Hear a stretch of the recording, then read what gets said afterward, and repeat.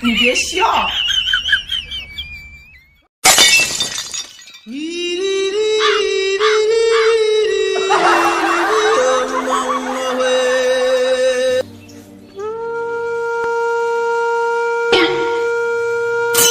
কিছু হারিয়েছে?